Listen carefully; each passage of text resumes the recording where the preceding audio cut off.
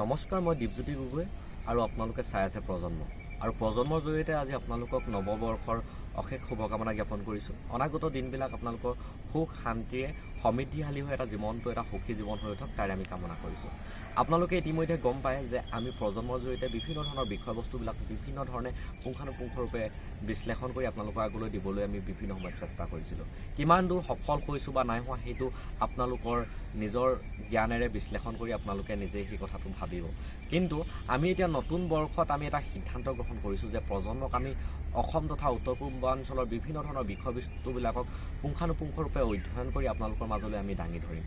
যিবিলাক বস্তু খুব ব্যতিক্ৰম নহয়, খুব সাধাৰণ বস্তু, কিন্তু বিষয়বস্তুবিলাকক আমি বা সেই বস্তুবিলাকক আমি গুৰুত্ব নিদিওঁ।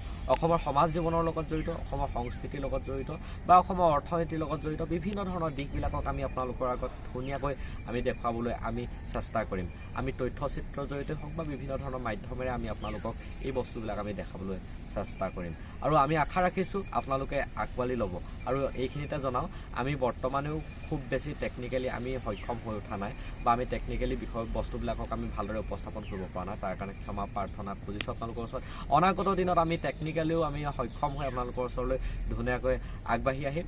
আৰু প্ৰজন্ম হৈছে এটা সপোনৰ নাম, প্ৰজন্ম এটা আদৰ্শ নাম, প্ৰজন্ম এক কৰ্মশক্তিৰ নাম।